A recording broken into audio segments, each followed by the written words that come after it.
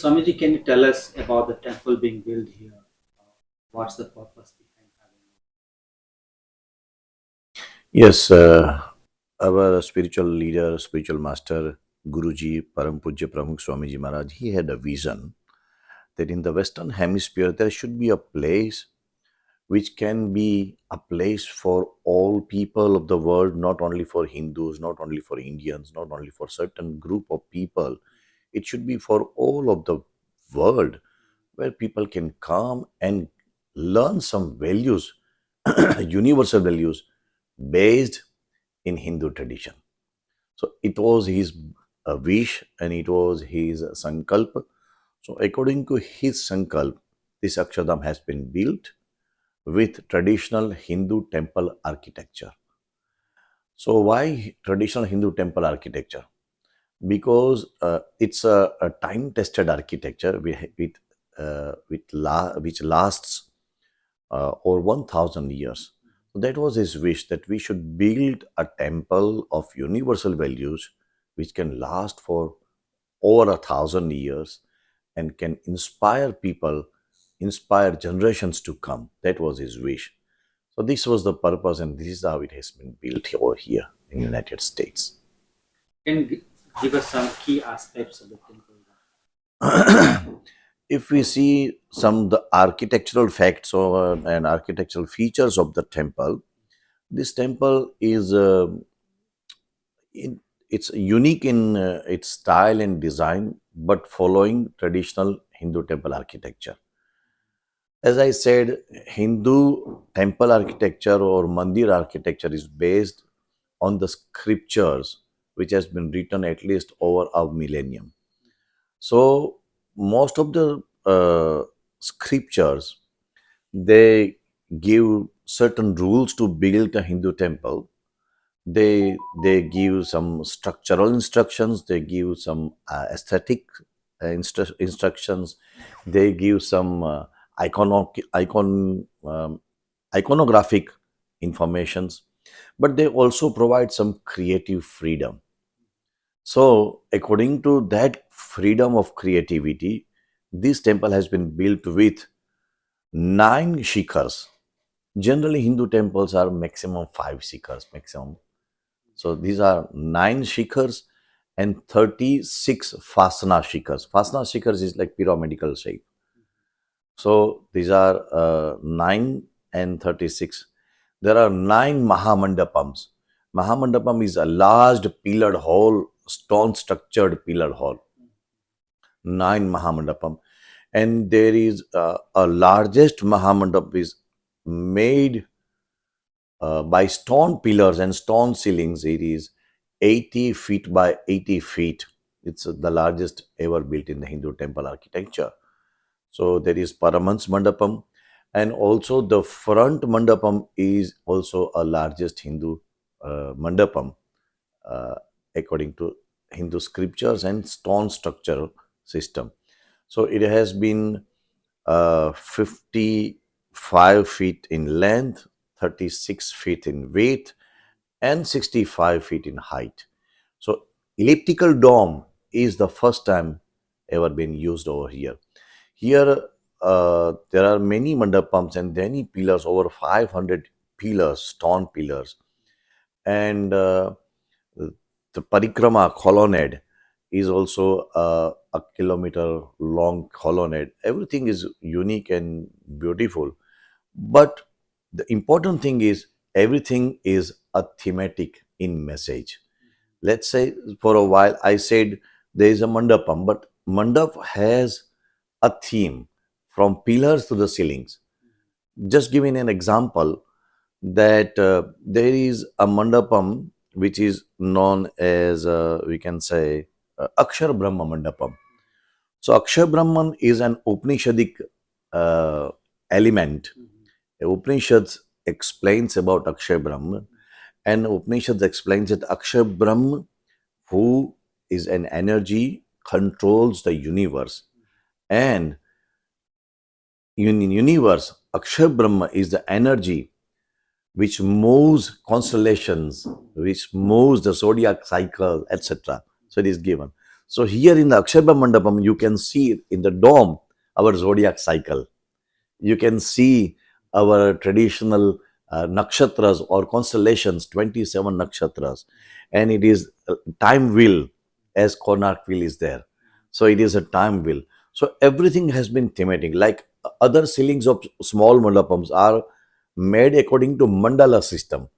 So mandala system is one of the ancient graphical systems which conveys a message in graphics through graphics. So there are all ceilings have been done marvelously done through a mandala system. So there are many other features by which we can say it is going to be probably eighth wonder of the world and unique in design in Hindu temple architecture over last 800 years. Is this the largest Hindu temple outside India? Absolutely yes. Currently, we can say a mandir in practice, or which can a live temple. So this is the largest Hindu temple. At least you can say proudly it is the largest Hindu temple first time built in the Western Hemisphere. Western Hemisphere. Yes. While I was making the rounds of the temple, I met large number of volunteers that came across as 12,500 Yes. volunteers. Yes. Why was instead of traditionally hiring architects or artisans who will build on it, why you depended on volunteers, such a large number of volunteers for building? See, it is our tradition. In Hinduism, you know the word kar seva. In Hinduism, you know the word seva. So there are so many references in our traditional Hindu parampara or scriptures or our lineage where you can see seva in building a temple. It is a very meritorious. So पुण्य अर्जन पुण्य कमाई के लिए मंदिर में सेवा देना मंदिर के निर्माण में सेवा देना उसका बहुत महत्व है. So in traditional Hindu temple architectural books, in Puranas, in many other scriptures, it has been said. But in Swaminarayan tradition, particularly Swaminarayan Hindu tradition, what we see is over last 200 years, we see that Swamis and the Hari Bhaktas or devotees, they give their love and effort and expertise to build a temple. We have seen it 2000 in last 200 years. But particularly in this temple, it has been a unique thing because the scale of the Mahamandir is a very big. The size and the mega scale is so big. So the number of volunteers naturally would grow up. The most important thing is these volunteers, they have respect and love for their culture, their heritage, their spiritual values, and for their spiritual master like Pramukh Swami Maharaj and Mahant Swami Maharaj. So they have done so much, or they have tremendous love and respect for this tradition. So that is why they have given their services or their expertise. How was it? How was it managed? 12,500. That's a huge Yeah. number of volunteers.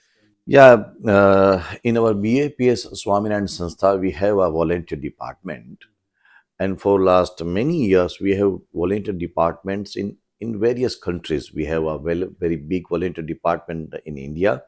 Recently, we had a very big festival in India in last December, January, and there were over 80,000 volunteers. And we have built a temple in UK, London. At that time, it was the largest Hindu temple outside India. So BAPS is breaking its own records. So while we were building temple in UK, so volunteers from UK, they gave their seva in UK. So throughout the world, wherever BAPS temples are or BAPS centers are, we have a volunteer department. And these volunteers, they don't give their services to build temple only. They give their services in COVID-19 to provide food house to house, to provide medications, to provide oxygen, to provide many other helps. Volunteers have done their seva in the Ukraine war while Indians were being evacuated from Ukraine to India. So they have given their seva in many other social or Humanitarian natural side. humanitarian grounds. So this volunteer force, it is because of our spiritual masters. They have dedicated themselves in the service of the people. So our Pramukh Swami Maharaj has given the motto, in the joy of others lies our own. So that is the inspiring motto for everyone, because Pramukh Swami Maharaj, and recently as our present times spiritual guru is Mahant Swami Maharaj, they have devoted their full life in the joy of others. So that is the source of inspiration for all the volunteers. Now the temple is almost ready to be going to be formally inaugurated next month, right? Yes. During this entire process, what do you think were the biggest challenge that you faced? During this construction process of the mandir, oh, there were many problems and many challenges. But I would say it is because of God's grace and God's wish and our spiritual masters' leadership and their continuous inspirations. All the challenges have been overcome by volunteers and the people who are doing their seva over here. But the biggest challenge, what I feel was logistics, because these stones were quarried from the quarries of Europe, from Bulgaria, from Greece, from Italy, and from Turkey. And to quarry out this much volume of stone, it was a big challenge for us for in a very small period of time. Then these stones were transported to India, and there it was carved in small pieces, and then all the pieces they were transported to United States, and here like a jigsaw puzzle it was connected to each other. These logistics with this much mega scale, it was definitely a big challenge for all of us.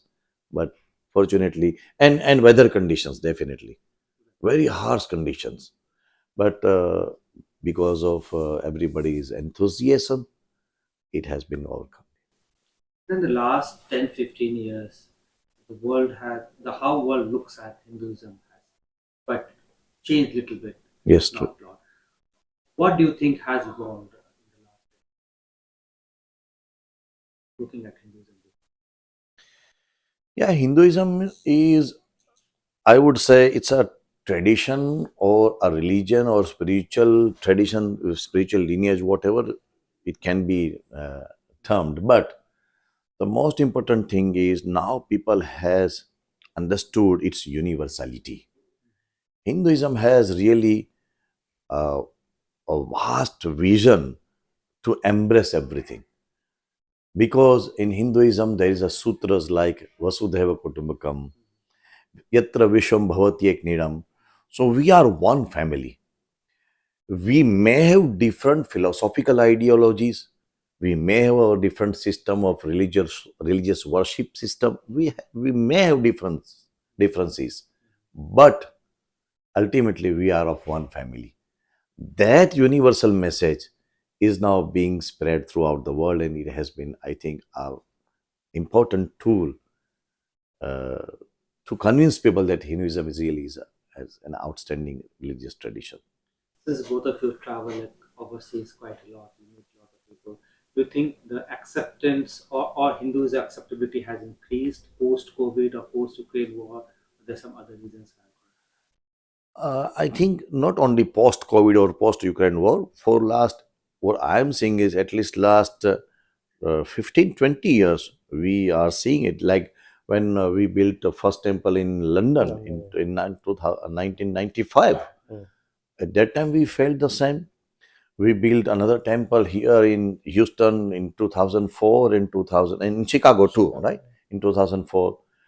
Then in Los Angeles, in Toronto, in many countries now we are building a temple in Abu Dhabi, and in Australia, in Paris, in Johannesburg, in South Africa. So wherever we are seeing, we feel for at least last 20 25 years, we are seeing that Hinduism now is being, uh, people are looking with some different eye towards Hinduism. Now this temple is ready. Now what next year is going to be? Now, next phase is this temple. Our first, I would say it is our first phase. There are many phases of this temple, but I am just saying I am terming it as a first phase. And another phase is yet to be completed by coming summer. It is going to be a museum of Hinduism. So, in this complex, uh, in the same courtyard of the Mahamandir, we passed to that. Yeah. Yes, yes. So, it is going to be a unique museum of Hinduism. It is 150,000 square feet area, three-floor system, and from earliest days of Hinduism, from Indus Valley civilization to modern day, it is going to give some glimpses how Hinduism is a kind of universal tradition which everybody can see with different eye.